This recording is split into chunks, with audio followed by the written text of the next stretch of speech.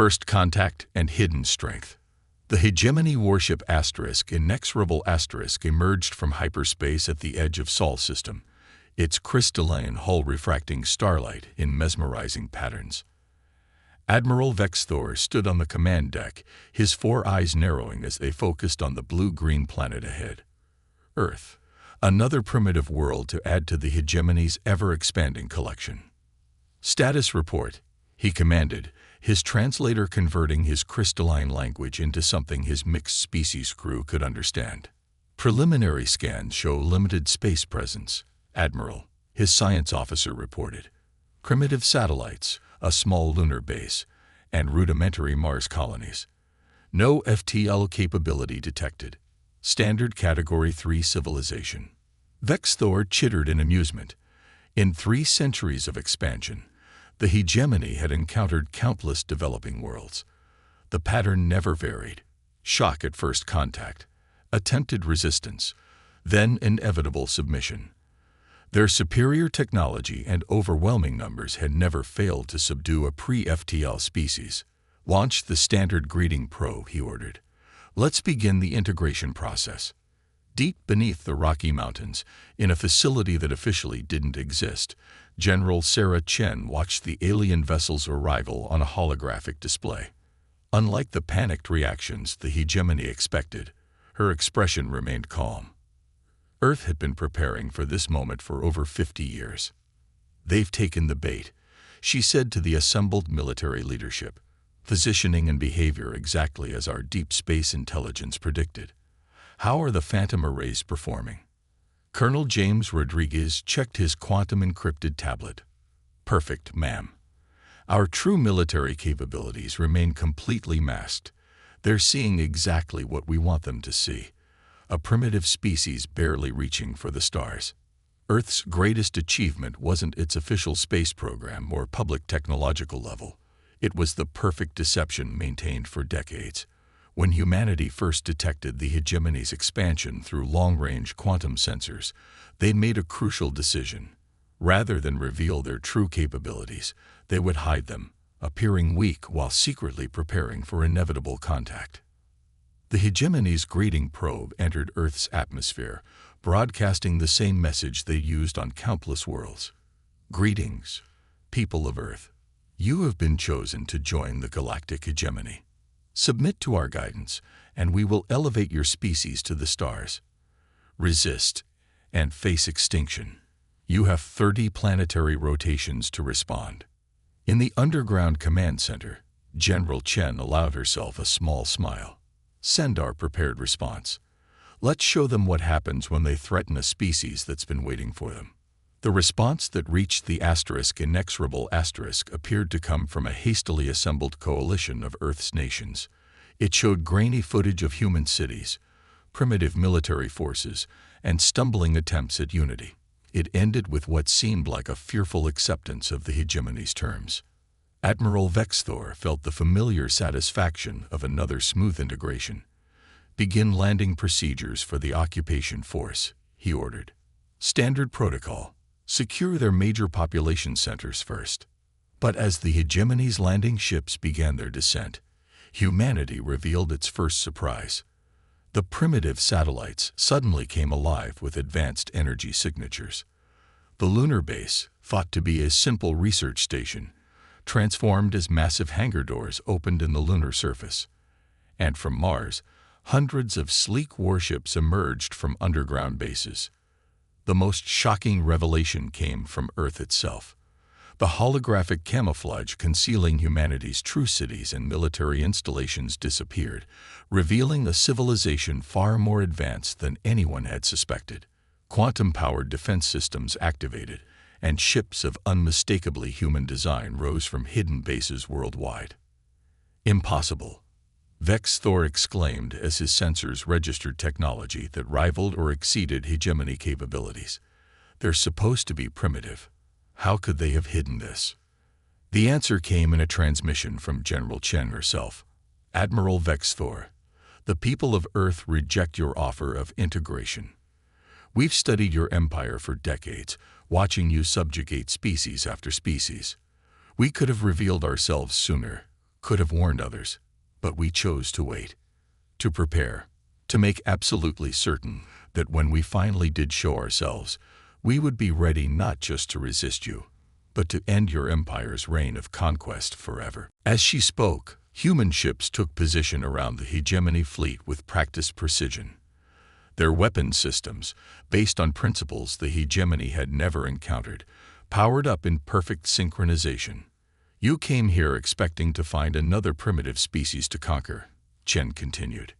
Instead, you found humanity. We're not interested in submission. We're not interested in becoming part of your empire. What we are interested in is freedom, not just for ourselves, but for every species you've enslaved. The transmission ended with a simple message that would soon become legendary throughout the galaxy. You should have kept going. You should have passed us by. Because now that you found us, everything changes. This isn't surrender. This is revolution. As alarms blared throughout the inexorable asterisk, Admiral Vexthor realized that for the first time in hegemony history, they had made a fatal mistake. They had judged a species by its apparent technology level, never considering that someone might have the foresight and patience to hide their true strength until the perfect moment to strike. The battle that followed would be remembered as the beginning of humanity's emergence onto the galactic stage, not as another conquered species, but as liberators who had spent decades preparing for this exact moment. The hegemony was about to learn why assuming technological superiority was their greatest mistake, and why underestimating humanity would be their last. The silent response. The first shots of the war weren't fired with plasma cannons or quantum torpedoes, but with lines of code.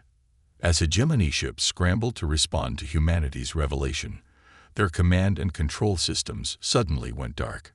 Emergency backups failed to engage. Communication networks dissolved into static. Lieutenant Commander Maya Patel stood in Earth's Quantum Operations Center, her hands dancing across holographic interfaces as she coordinated the cyber assault. Operation Blackout proceeding as planned, she reported. Their encryption didn't account for quantum-based attacks. They never imagined a primitive species would have this capability. The hegemony's fatal flaw wasn't just their arrogance, it was their fundamental misunderstanding of human nature. They expected fear, panic, and desperate resistance. Instead, they faced an opponent who had spent decades studying their every weakness. Aboard the inexorable asterisk, Admiral Vexthor watched in horror as his mighty fleet became little more than expensive space debris. How? He demanded, mandibles clicking in agitation. How did they penetrate our systems so completely? The answer came from his chief engineer, whose crystalline form trembled with distress. Sir, they didn't break our encryption. They completely rewrote it. While we were scanning their primitive satellites, they were infiltrating our network through quantum channels we didn't even know existed. In orbit around Mars, Commander John Martinez led the first wave of Earth's true fleet into battle. The ships under his command bore little resemblance to the clunky rockets the hegemony expected. Instead, they moved with impossible grace, their quantum drives allowing them to shift through space in ways that defied conventional physics. Remember your training, Martinez broadcast to his pilots. They rely on predictable attack patterns. Use the maneuvers we developed specifically to counter their tactics. Show them why humanity spent 50 years preparing for this moment. The battle that unfolded in the space around Earth became an object lesson in asymmetric warfare. Hegemony ships, their systems compromised, found themselves facing an enemy that seemed to anticipate their every move. Human vessels appeared to teleport through space, using quantum tunneling technology that the hegemony had dismissed as theoretically impossible. But humanity's true advantage wasn't just technological, it was psychological. Every human soldier, pilot, and officer knew exactly what they were fighting for. They had grown up in a civilization that had dedicated itself to this moment, that had built its entire culture around the coming confrontation. In her command center, General Chen watched the battle unfold with grim satisfaction. "Begin Phase 2, she ordered. "Contact our sleeper agents throughout hegemony space. It's time to show them why they should have been more careful about who they enslaved. Across the galaxy, carefully placed human operatives who had spent years infiltrating hegemony worlds received their activation codes. In the heart of the hegemony's capital world, Professor Elena Santos, posing as a xenoanthropologist, abandoned her cover identity. Within hours, she and hundreds like her began implementing plans decades in the making. The hegemony had never imagined that the primitive humans they'd discovered would have agents placed throughout their empire. They never considered that Earth's apparent isolation was a carefully crafted deception, allowing them to insert operatives who mapped the empire's infrastructure, identified its weaknesses, and prepared for this very day. Admiral, one of Vexthor's few remaining functioning sensors reported, we're detecting similar uprisings across hegemony space. Multiple subject species are. They're using human weapons and tactics. This was coordinated. Indeed it was. While the hegemony had been watching Earth's official space program, humanity had been secretly contacting and arming resistance movements on dozens of conquered worlds. They had shared technology, provided training, and promised that when the time came, Earth would lead the fight for freedom. The defining moment came when Admiral Vexthor received a transmission from his own capital. The hegemony's ruling council was in chaos. Supposedly primitive human agents had activated dormant quantum technologies throughout their core worlds. Their carefully maintained control was crumbling. You never asked yourselves the right questions. General Chen's voice came through on all frequencies. You never wondered why we let you see us, why we maintained such an obvious presence in space while keeping our true capabilities hidden. You thought you were studying us, but we were studying you, learning your weaknesses, preparing for this exact moment.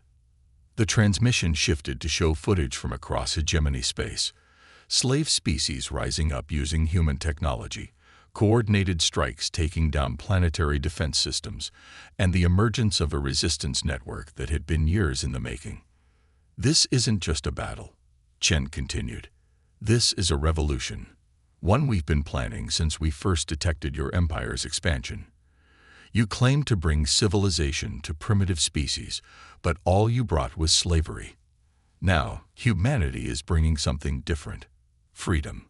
As the battle for Sol system turned decisively in Earth's favor, Admiral Vexthor received one final message from his superiors, the unthinkable order to retreat. For the first time in its history, the hegemony had encountered a species that not only could resist them, but had systematically prepared to defeat them. The first phase of humanity's grand strategy was complete, but as General Chen knew, this was only the beginning. The real war, the war for galactic liberation, was about to begin. And humanity had plans for that too, plans that would reshape the very nature of galactic civilization, breaking the chains. 6 months after humanity's stunning revelation, the galaxy had transformed into a battlefield unlike any in recorded history. But this wasn't a conventional war. It was a revolution that moved at the speed of quantum communication, sparked by human ingenuity and fueled by the long-suppressed desire for freedom. Dr. Kira Yoshida stood before the Resistance Council on Proxima Station, Earth's hidden diplomatic outpost. Representatives from 20 formerly enslaved species gathered around her, their diverse forms illuminated by the holographic displays showing the ongoing liberation efforts. The hegemony built their empire on a foundation of lies, she explained, her voice translated into 24 alien languages simultaneously. They convinced every species they encountered that resistance was futile, that their technological superiority was absolute. But humanity proved otherwise, and now that proof is spreading like wildfire. The alien delegates understood the significance. Each of them had witnessed firsthand how human technology and tactics had shattered the chains of their oppression. The Scatheri, with their crystalline bodies once used as living computers by the hegemony, now controlled their own quantum networks. The atmospheric cloudkin of Nebula 9, formerly confined to specific atmospheric levels by hegemony barriers, now soared freely using human gravitic technology. On the mineral-rich world of Dragos II, Captain Michael Okonjo led a joint human-alien strike team deep into a hegemony mining complex. Their mission wasn't just to liberate the slave laborers. It was to demonstrate that the hegemony's control could be broken. Remember, he subvocalized to his team through their neural links. We're not just freeing these people. We're showing them how to free themselves. The operation that followed was a masterclass in human strategic thinking. Instead of a frontal assault, they used quantum infiltration techniques to turn the hegemony's own security systems against them. Slave collars deactivated en masse. Automated defense turrets targeted their former masters. Within hours, the entire complex had become a beacon of liberation. But the true genius of humanity's approach wasn't in their military victories. It was in what came after. Dr. Yoshida and her team had developed what they called the Freedom Protocol, a comprehensive package of technology, training, and social infrastructure that allowed liberated worlds to defend themselves and build their own future. The hegemony maintained control by making their subjects dependent. She explained to the council, "We're doing the opposite. Every piece of technology we share comes with complete documentation and training. Every liberated world becomes a partner, not a dependent." In orbit around the hegemony capital world, Admiral Sarah Chen, now commanding the combined Earth resistance fleet, watched as another layer of the Empire's defenses crumbled. The hegemony had never conceived of an enemy that would not only fight them but systematically dismantle the very foundations of their power. "They still don't understand," she mused to her alien second-in-command, a former hegemony slave soldier named Zexextal. "They think this is about military victory. They don't realize we're not just defeating them. We're making them irrelevant." Indeed, across hegemony space, their carefully constructed hierarchy was dissolving. Species they had kept isolated from each other were now communicating, sharing resources, and combining their unique abilities in ways the hegemony had never imagined possible. The swarm minds of the Epsilon cluster, whose headship networks had been forcibly separated by the hegemony, now linked with human quantum computers to coordinate resistance activities across entire sectors. The silicon-based lithoids, whose crystalline technology had been suppressed, now worked with human engineers to develop entirely new forms of quantum computing. But perhaps the most devastating blow to the hegemony came from within. Dr. Elena Santos, now operating openly as Earth's chief xenoanthropologist, had spent years studying the Empire's subject races. She discovered that even among species that seemed loyal to the hegemony, there were those who dreamed of freedom. The hegemony's greatest weapon was isolation. She reported to the Resistance Council. They convinced each species that they were alone, that no one else questioned the Empire's rule. But humanity showed them otherwise. We showed them that resistance wasn't just possible, it was inevitable. The turning point came when the hegemony's own bureaucratic species, the administrators, began defecting. These beings, bred for generations to manage the Empire's vast bureaucracy, had access to its deepest secrets. When they saw how humanity had systematically outmaneuvered their masters, many chose to switch sides. "Your species fascinated us," explained High Administrator Vexilon to the Council. "While the hegemony saw only primitive technology, we saw your potential.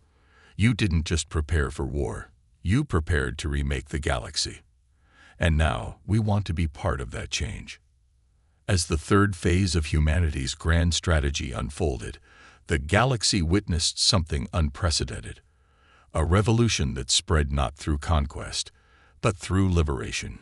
Each freed world became a new center of resistance. Each liberated species added their unique abilities to the growing alliance. The hegemony, for the first time in its history, faced an enemy that didn't want to destroy them. Humanity wanted to transform them. And as their empire crumbled, they began to realize that transformation might be their only hope for survival. In her quarters aboard Proxima Station, Dr. Yoshida reviewed the latest reports from across the galaxy.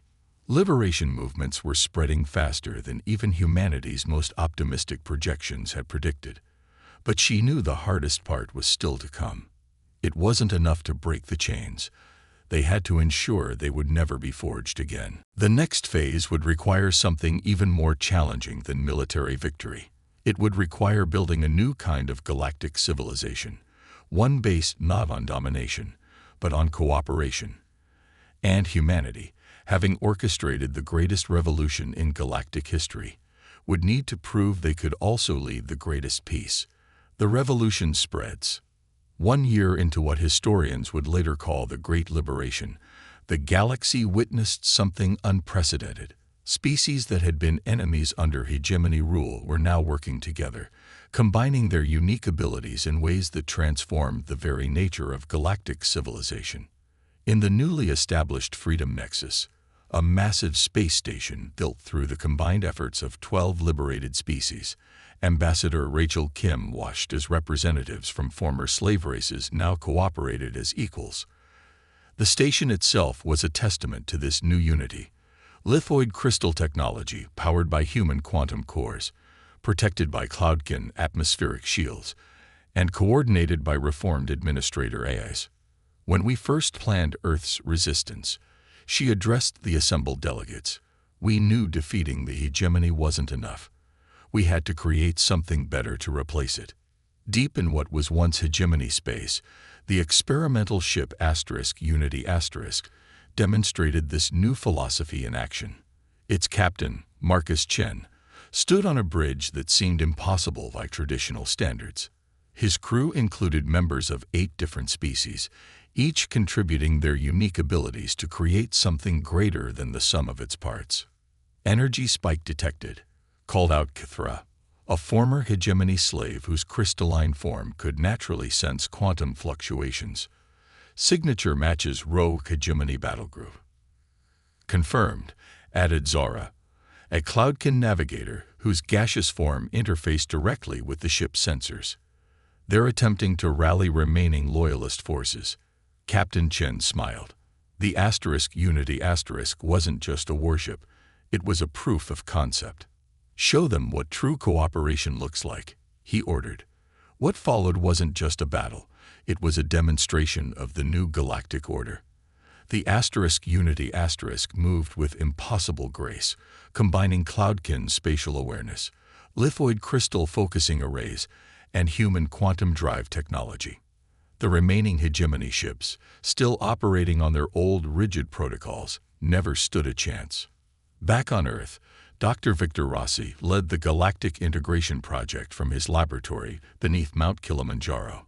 Holographic displays showed hundreds of ongoing collaborative projects across liberated space.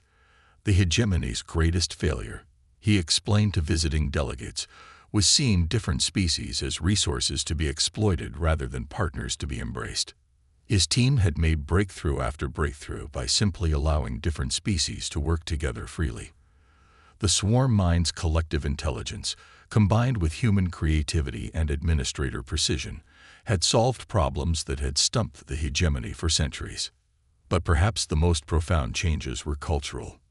On the frontier world of New Hope, Professor Sarah O'Connor documented how former enemy species were creating entirely new forms of art, music, and literature. Under the hegemony, cultural exchange was strictly controlled, she noted in her reports. Now we're seeing the emergence of truly galactic culture. The transformation wasn't without challenges. Centuries of oppression had left deep scars, and not every species was ready to trust former enemies. This was where humanity's most crucial role emerged, not as conquerors or liberators, but as mediators. On the disputed world of Sigma Prime, Commander Diana Puddle stood between armed groups of lithoids and Cloudkin, species who had been forced to fight each other under hegemony rule. Your differences were weaponized against you, she declared. But those differences are actually your greatest strength when you choose to use them together. Through careful diplomacy and practical demonstration, ancient enemies began to see how their unique abilities could complement each other. The lithoid's crystalline technology perfectly amplified Cloudkin atmospheric manipulation. Together, they could terraform worlds neither species could have survived alone. The breakthrough moment came during the crisis at Centauri Deep. A stellar phenomenon threatened to destroy 3 populated systems. Under the old order, billions would have been sacrificed for the greater good. Instead, the newly formed alliance mobilized an unprecedented cooperative effort. Swarm mines coordinated the evacuation. Cloudkin ships navigated the stellar storms. Lithoid crystals channeled the energy. Human quantum technology provided the power. Even reformed hegemony administrators contributed their organizational expertise. Together, they achieved what none could have done alone. They saved everyone.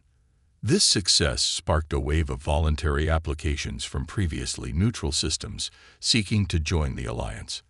Even some former hegemony loyalist worlds, seeing the undeniable benefits of cooperation, began secret negotiations. The hegemony thought power came from control. Ambassador Kim told the Freedom Nexus Assembly, "We're proving that true power comes from collaboration. Every species has something unique to contribute. And when we work together, we're capable of things none of us could have imagined alone." As the fourth phase of the revolution unfolded, the galaxy was witnessing not just the fall of an empire, but the birth of a new way of existence. Species that had been taught to fear and hate each other were learning to cooperate and create together. In orbit around a newly liberated world, Captain Chen watched as ships from a dozen species worked together to rebuild what the hegemony had destroyed. The Unity had become more than just a ship. It was a symbol of what the galaxy could become. This, he thought, is what Earth was really fighting for all along.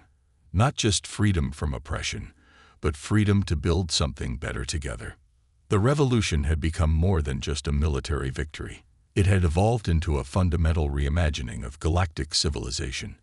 And as more species joined the alliance, bringing their own unique perspectives and abilities, that new civilization grew stronger and more diverse with each passing day.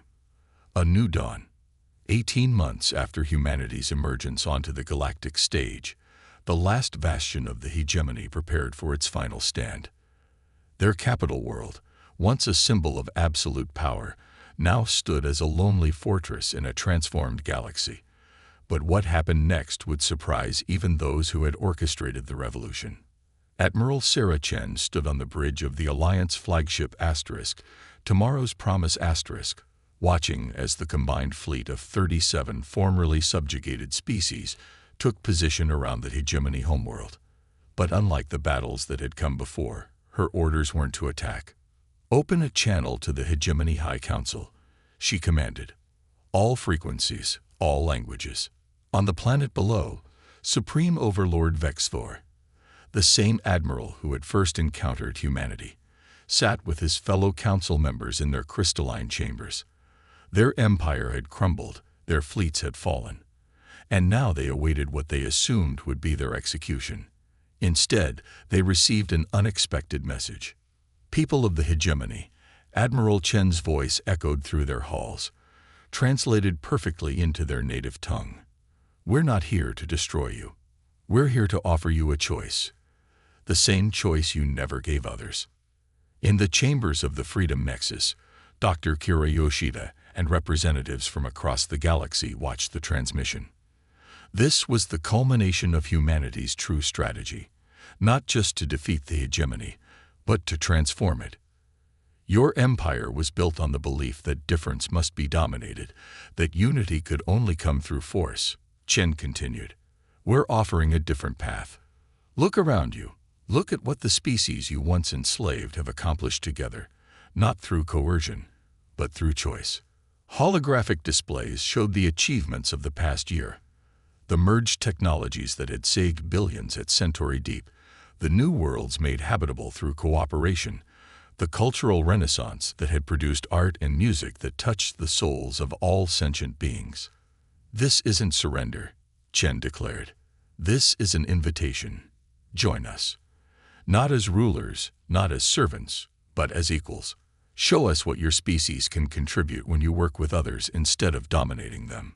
In his private chambers, Vexthor received a separate transmission from an old acquaintance, Professor Elena Santos, the human anthropologist who had spent years studying the hegemony from within. "Your species wasn't always this way," she reminded him. "We found your ancient records. Before you turned to conquest, Your people were creators, innovators.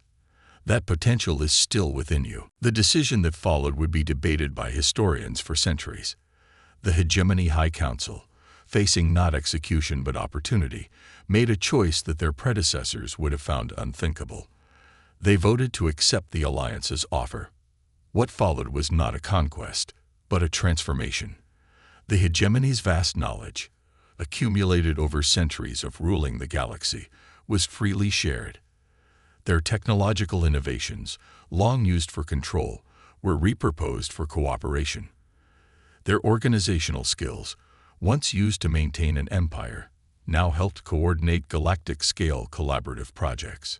1 year later, on the 5th anniversary of humanity's emergence, the galaxy gathered to celebrate not just victory, but renewal. The Freedom Nexus had grown into a sprawling complex of interconnected stations, each reflecting the architecture and culture of a different species while working in harmony with the others. Dr. Victor Rossi, now leading the Galactic Science Institute, watched as former hegemony scientists worked alongside their former slaves, combining their knowledge in ways that pushed the boundaries of possible. This, he noted in his journal, is humanity's greatest victory, not defeating an enemy, but transforming them into allies. The changes weren't just technological. New forms of art emerged as species shared their perspectives and experiences. The hegemony's former capital became a center of cultural exchange, its crystal spires now housing galleries and concert halls where all species could share their creative expressions.